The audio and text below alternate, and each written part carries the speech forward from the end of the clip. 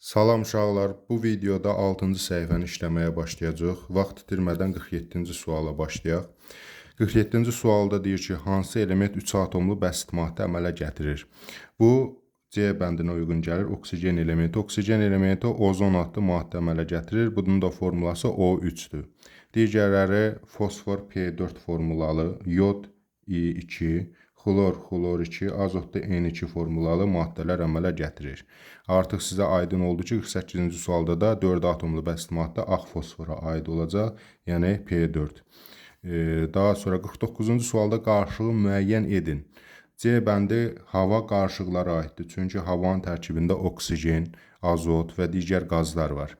Digər verilənlər isə hər biri saf maddələrdir. 50-ci suala baxalım. Hansı sırada yalnız qeyri-metallar göstərilmişdir? Hər birində metallarsa qeyri-metalları taparıq. Məsələn, A-da kalsium, natrium, B-də kalium, C-də kalsium, E-də isə natrium metallardır. Karbon və fosfor isə qeyri-metallara aiddir. 51-ci sualda mürəkkəb maddəni müəyyən edin. Mürəkkəb maddə odur ki, 2 fərqli elementdən ibarət olsun. Ən azı, misal üçün H2O, bir hidrogen və oksigen elementlərindən ibarətdir. Amma digərlərinə baxırıq ki, bəsit hamısı bir elementdən ibarət olur. Yəni, eyni elementdən ibarət olur. 52-ci sualda baxırıq ki, su ilə müxtəlif cinsli qarışıq əmələ gətirənlər neftin fraksiyaları, yəni neftin özü və onun fraksiyaları benzin, liqroin, kerosin, qazoil suya tökdükdə su ilə eyni cinsli olmaz, müxtəlif cinsli olar. Yəni, burada C variantı kerosin suya qatdıqda müxtəlif cinsli qarışıq əmələ gətirəcək. Yüngül olduğu üçün neft məhsulları yuxarıda toplanacaq, su isə aşağıda. Yəni, söhbət gedir benzindən, liqroindən və s. 53-cü sualda su ilə eyni cinsli qarışıq əmələ gətirir. Şəkər su ilə eyni cinsli qarışıq əmələ gətirər və biz onu gözümüzlə ayırd edə bilmərik. Deməli, 54-cü sualda hansı qeyri-metal adi şəraitdə bərk haldadır? Fosfor adi şəraitdə bərk haldadır. Amma flor qaz haldadır, xlor, azot qaz haldadır, brom isə maye halındadır. 55-ci sualda hansı elementin allotropik şəkil dəyişməsi yoxdur? Oksigen allotropik şəkil dəyişməsi var. O2, O3. Fosforda A, qırmızı, qara, kükürddə plastik, kristalli, karbonda 4 allotropik şəkil dəyişmə var. Almaz, qrafit, karbon, füllerin. Burada təkcə allotropik şəkil dəyişməsi olmayan azotdur. Ümumiyyətlə, oksigen, kükürd, karbon, fosfor, bir də silisium. Bu 5 elementin allotropik şəkil dəyişməsi vardır. Biz bu tip suallarda da bunları işləyəndə yadda saxlamalıyıq. Deməli, hansılar oldu? Oksigen, kükürd, karbon, fosfor, bir də silisium. Bunlar əlavə olaraq onu da qeyd edilir. Bu elementdə allotropik şəkil dəyişmələri vardır. Kondensləşmə zamanı maddənin aqreqat halı dəyişir.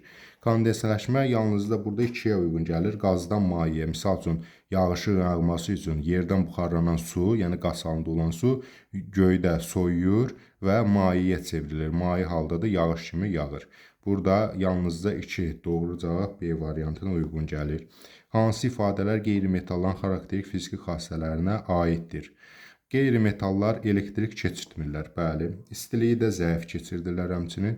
Kövrəkdirlər, bəli, bu da doğrudur.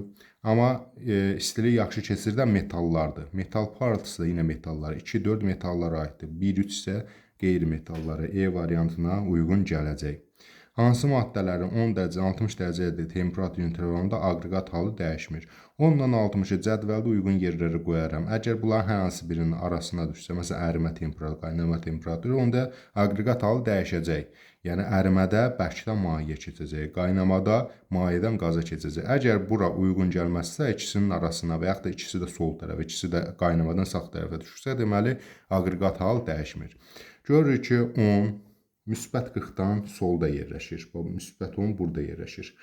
Müsbət 60 isə 40-dan sağda 152 ilə arasında yerləşir. Yəni, bu o deməkdir ki, 10-dan 60 artıranda 40 dərəcədə artıq ərimə baş verir. 40-a qədər olmuşdu bərk, 40-da əridi oldu maye. Aqreqat halı dəyişdi, bəli. Bizdən isə dəyişməyənləri soruşur. Deməli, mən X-i götürmərəm. Keçək Y-ə baxaq. Yenə müsbət 10-u qoyuram, müsbət 5-dən sağda olacaqdır, çünki əvvələ qoya bilmərəm. Müsbət 60 da müsbət 5-dən sağda, 230-dan əvvəldə.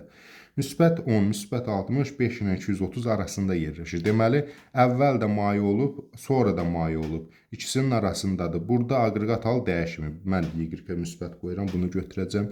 Daha sonra yenə müsbət 10 qoyuram bura müsbət 10. Çünki mənfi 10-dan gəlib 0-a, 0-dan da müsbət 10-a. Deməli, müsbət 10 buradadır, müsbət 60 da buradadır. Yəni o deməkdir ki, 10-dan 60 hər ikisi mənfi 10-dan 80-in arasındadır. Deməli, hər iki halda da mai haldadır. Aqreqat hal dəyişmir. Bir də Z-i götürərəm. Y və Z C bəndinə uyğun gələcək. Daha sonra keçid alaq 59-cu suala. Hansı interval halında? Yenə eyni tip sualdır. Aqreqat hal dəyişmir. 20 ilə 70-i qoyarıq. Misal üçün, x-da qoyanda müsbət 20 ərimədən əvvəl, müsbət 70 isə ərimədən sonra qaynamadan əvvəl. Yəni 20-dən 40-a qədər bəlkə olub, 40-da əriyib, 40-dan sonra o 70-ə qədər artıq olub mayi. Aqreqat hal dəyişməyəni soruşur. Deməli, mən x-i götürmərəm. Sonra 20-70-i qoyaq. 20 ilə 70, 15 ilə 230-un arasında yerləşir. Deməli, burada aqreqat hal dəyişməyib. Sonra yenə 20 ilə 70 mənfi 10-dan müsbət 80 arasında yerləşir. Müsbət 20, müsbət 70 bu ikisinin arasındadır. Bu halda da aqreqat hal dəyişməz. Əvvəldə sonra da mai halda olar. Burada çaşdırıcı mənfi ədəddir. Siz bilirsiniz ki, sıfırdan soldadır mənfilər. Sağda isə müsbətlərdir. Onda biz belə qeyd edə bilərik. Burada YZ aqreqat halını dəyişməz. 60-cı sual yenə aqreqat, daha doğrusu allotropik şəkil dəyişmələrə aid sualdır.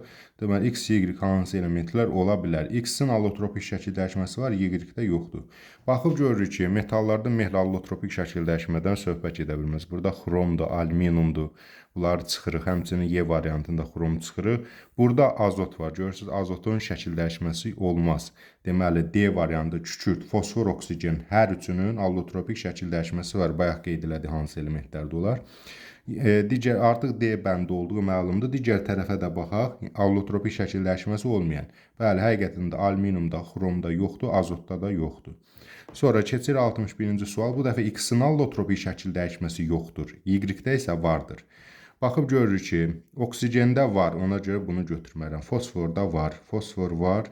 Gəlir D bəndi uyğun gəlir, kükürddə də var. Deməli, D bəndində azot, xlor, maqnezium hər üçünün aqreqat halı yoxdur, yəni minusdur.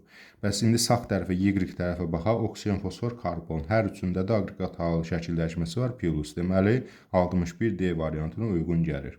Deyir ki, hansı mərhələlərdə fiziki hadisə baş verir? Fiziki hadisə odur ki, kimyəvi tərkibi dəyişməsin. Yəni, əvvəl hansı maddə idisə, həmin maddədə qalsın. O halda olacaq fiziki hadisə. Qalan hallarda isə kimyəvi hadisə olur. Misal üçün, biz burada baxıb görürük ki, buz suya çevrilib. Buz nədir? Bərk halda olan sudur. Yəni, tərkib dəyişmir. Bu da H2O-dur, bu da H2O-dur. Deməli, fiziki hadisə, bax, burada fizikidir, F hərfi yazaq. Buzun suya çevrilmə, ümumiyyətlə aqreqat hal dəyişikliklər hamısı fiziki hadisələrdir. Sudan hidrogenin alınması, yəni H2O-dan H2-ni alır, məsələn elektrozla. Bu artıq kimyəvi hadisədir. Hidrogendən təzədən su, misal üçün hidrogeni yandırıb, yəni oksigenlə reaksiyaya daxil olub, H2O2 ilə reaksiyaya daxil olub, məsəl üçün su əmələ gətirib. Bu da artıq kimyəvidir.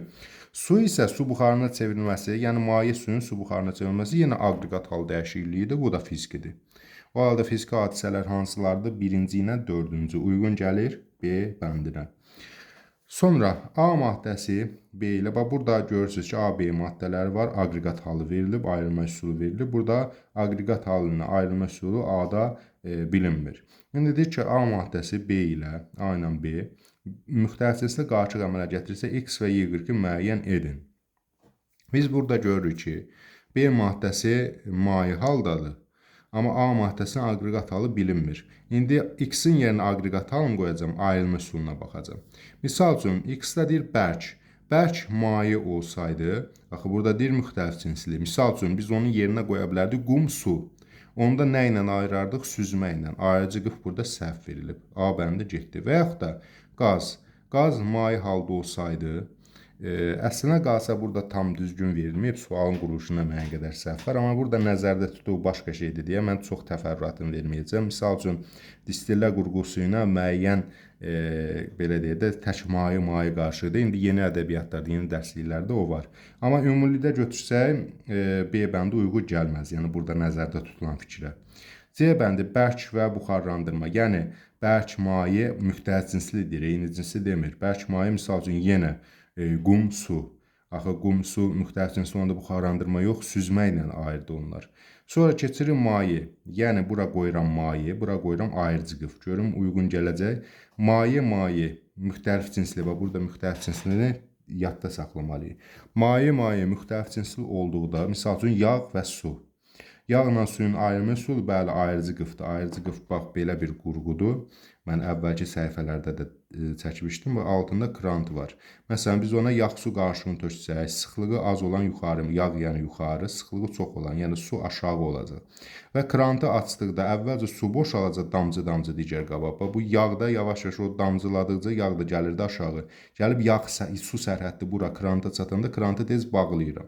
Bağlayan zaman yağ qalır təkcə bunun içərisində, su da keçir digər qaba. Yəni D-bəndə uyğun gələr. Daha sonra maye süzmə təbii ki, süzmə aid olmaz. Ona ümumiyyətlə süzmə bərk halda olanları süzüb çıxardır. Maye halda olanlarda süzmə işə yaramaz. 64-cü suala baxaq. Adi şəraitdə uçucu olmayan birləşmələri müəyyən edin. Uçucu olmayan burada ümumiyyətlə yadda saxlayaq ki, metallar uçucu ola bilməz. Onların birləşmələri, misal üçün natrium hidrit uçucu ola bilməz. Bu birinci. Silisium dioksid, bu da kvarts qumunun formulası, yəni qumun tərkibinə daxildir. Bu da uçucu olmaz. Amma karbon qazı qaz halında olduğu üçün uçucudur. Xlorid turşusu da ümumiyyətlə tez buxarlandığına görə bu da uçucudur. Ona görə də birinci, ikinci uyğun gələr E variantına. Biz hər bir videoda səhifələr üzrə test toplusunu işləyəcəyik. Bu dəfə 6-cı səhifəni işlədik, növbəti dəfə isə 7-ci səhifəni işləməyə davam eləyəcəyik. Sağ olun uşaqlar, növbəti dərslərdə görüşənədək.